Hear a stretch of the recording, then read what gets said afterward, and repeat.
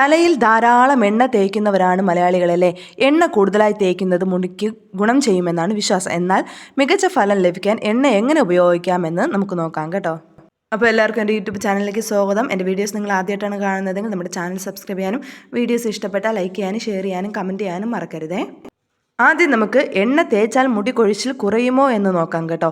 എണ്ണ ഉപയോഗിച്ചാൽ മുടി കൊഴിച്ചിൽ കുറയുമെന്ന് പലരും വിശ്വസിക്കുന്നുണ്ട്. മുടിയെ ആരോഗ്യമുള്ളതാക്കി തീർക്കാനാണ് എണ്ണ ഉപയോഗിക്കുന്നത്. എണ്ണ ഉപയോഗിച്ചത് കൊണ്ട് മാത്രം നമ്മുടെ മുടി കൊഴിച്ചിൽ കുറയില്ല എന്നതാണ് സത്യം.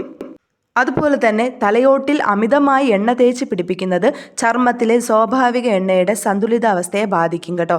മിതമായ അളവിൽ മാത്രം എണ്ണ തലയോട്ടിൽ തേക്കാവൂ, അല്ല എങ്കിൽ ഇത് മറ്റ് പ്രശ്നങ്ങൾക്ക് കാരണമാകും. ഇനി നമ്മൾ തേക്കുന്ന എണ്ണ താരനെ പ്രതിരോധിക്കുമോ എന്ന് നോക്കാവേ. എണ്ണയുടെ ഉപയോഗം ഒരിക്കലും താരനെ പ്രതിരോധിക്കില്ലേ. ഈർപ്പം കൂടുതൽ ലഭിക്കുമ്പോൾ താരൻ മറഞ്ഞിരിക്കുക മാത്രമാണ് ചെയ്യുന്നത്. എണ്ണ ഉപയോഗിക്കുമ്പോൾ സംഭവിക്കുന്നത് ഇതുമൂലം താരൻ്റെ അസ്വസ്ഥതകൾ കൂട്ടാനുള്ള സാധ്യതയുമുണ്ട്. അതുപോലെ തന്നെ ചില എണ്ണകൾ തലയിൽ പുരട്ടി രാത്രി മുഴുവൻ കഴുകാതെ സൂക്ഷിച്ചാൽ കൂടുതൽ ഫലം ലഭിക്കുമെന്നാണ് പലരും വിശ്വസിക്കുന്നത്. എന്നാൽ എണ്ണ ചർമ്മത്തിൽ ആഴ്ന്നിറങ്ങാൻ പാകത്തിനുള്ള സമയം മാത്രം സൂക്ഷിക്കുന്നതാണ് നല്ലത്. അതുപോലെ തന്നെ എല്ലാ എണ്ണയും എല്ലാവർക്കും ഒരേപോലെ ഗുണം ചെയ്യണമെന്നില്ല. ഇപ്പോൾ എൻ്റെ വീഡിയോസിൻ്റെ താഴെ വന്നിട്ട് എല്ലാവരും കമൻറ്റ് ചെയ്യുന്നുണ്ട് ഏത് ഓയിലാണ് യൂസ് ചെയ്യുന്നത്.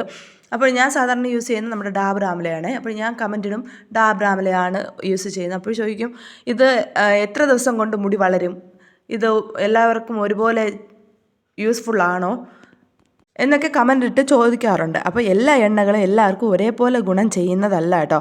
ചർമ്മത്തിൻ്റെ സ്വഭാവം അനുസരിച്ചായിരിക്കും പലരിലും പല എണ്ണകളും ഫലം ചെയ്യുന്നത്. അപ്പോൾ അവരുടെ ചർമ്മത്തിന് അനുസരിച്ചുള്ള എണ്ണയാണ് ഉപയോഗിക്കാനായിട്ട് തിരഞ്ഞെടുക്കേണ്ടതെന്ന് പ്രത്യേകം ഓർക്കണം.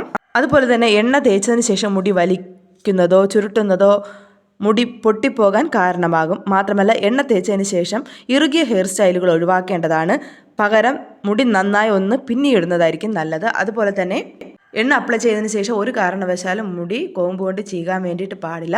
നമ്മൾ കുളിക്കുന്നതിന് മുമ്പ് നമ്മുടെ തലമുടിയുടെ ജടയും എല്ലാം കളഞ്ഞതിന് ശേഷം മുടി വൃത്തിയാക്കിയതിന് ശേഷം മാത്രമേ കുളിക്കാവൂ.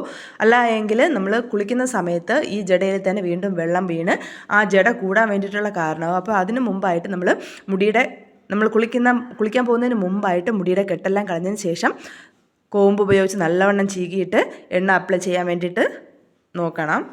അതുപോലെ തന്നെ മുടിക്ക് പുറത്തുനിന്ന് സംരക്ഷണം നൽകുന്നത് പോലെ പ്രധാനമാണ് കേട്ടോ അകത്തു നിന്നുള്ള സംരക്ഷണവും. ഇതിനായിട്ട് കൂടുതൽ വൈറ്റമിനും പ്രോട്ടീനുമുള്ള ഭക്ഷണങ്ങൾ കഴിക്കാൻ വേണ്ടിയിട്ട് മറക്കരുത്.